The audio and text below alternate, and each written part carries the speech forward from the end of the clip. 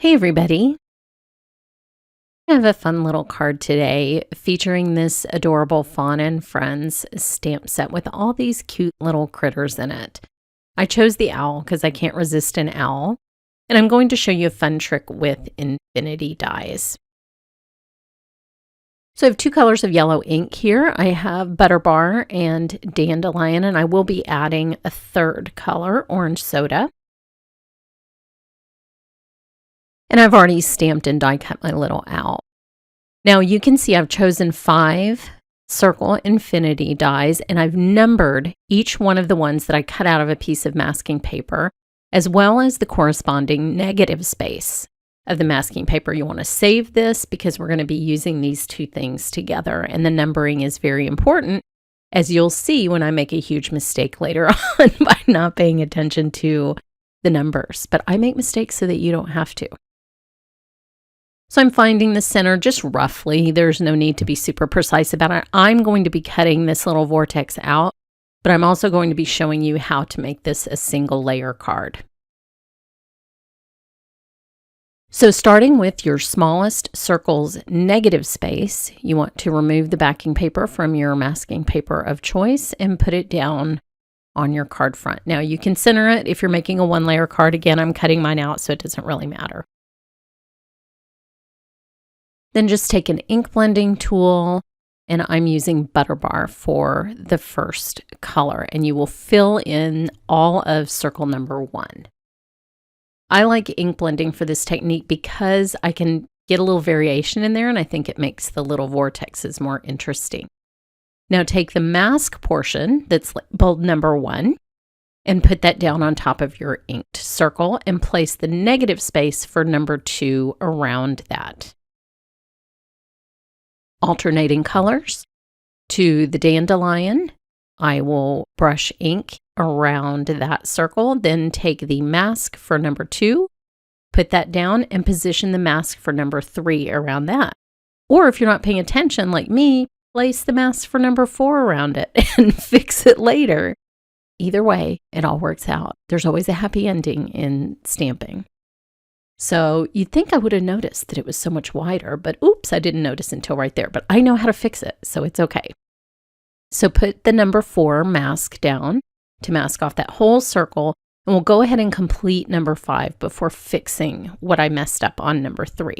If you were using a 1-layer card, mask off the extra portions of your cardstock if needed, like I just showed you with the Post-it tape, to prevent stray ink. I'm cutting mine out, but I did want to show you both ways.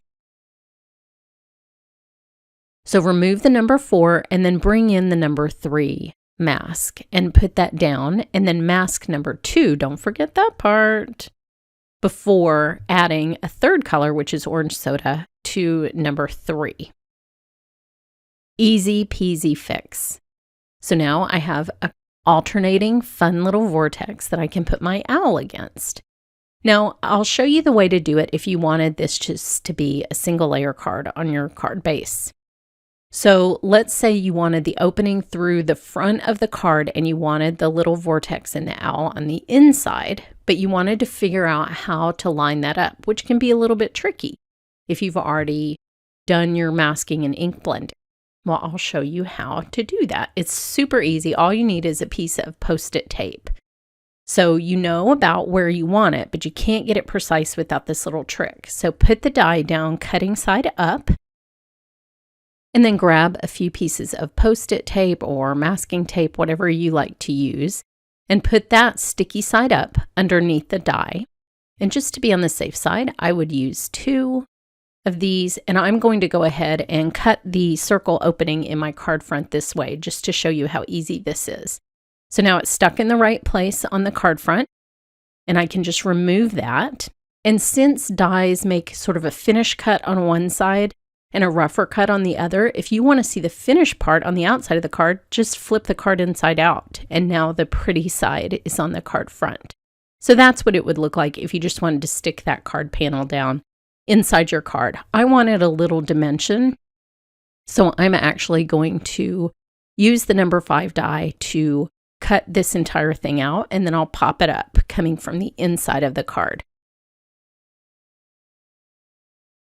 When you're adding little foam dots to these elements that you want to kind of pop out through the window on the front of the card, I would make sure you have good coverage so they stand up to the pressure of going through the mail system and all those sorting machines. So yes, I use 6 of them, but it's not excessive, I promise.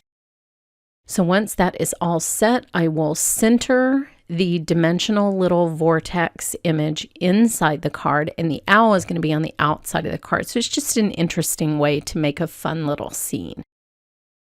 I'm coloring the owl very simply. A coloring expert I am not, but I'll show you some simple tips for just easy and quick coloring, not something that's going to take you all afternoon.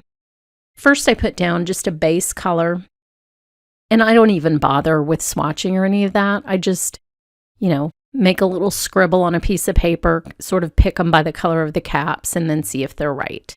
So I color the entire owl with my lightest color of brown, and then I'll scribble and see if I like this color, and I do. And I'll grab a second darker color and just very quickly color the edges of the bird, the parts that are sort of curving away from you, and then areas that would be recessed, like his little eye sockets, and underneath his chin.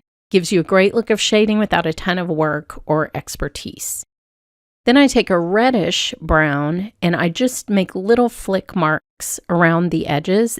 I do this on all bird images because it sort of enhances the idea of feathers. Gives you a little bit of texture, but again, it doesn't take a lot of technique or skill. Finally, I tried out a couple colors. What I really wanted to do was coordinate with the yellows in the vortex, so I found a good yellow that I could color his beak and his feet that would sort of tie both of these images together. Color those very quickly. As you can see, this is a very fast card to make. Now decide where you want the owl on the outside of the card, and then just make sure you're only putting adhesive in that area so you're not accidentally gluing your card closed, and then position that owl over that window so that that sort of sun-looking image is behind him. And that's popped up from inside of the card, and it's dimensional for such a cute little scene. So here's my little guy sitting in front of his sun with a few sequins, and then on the inside I put the sentiment from the set that says, "Wishing you joy." Thanks so much for watching.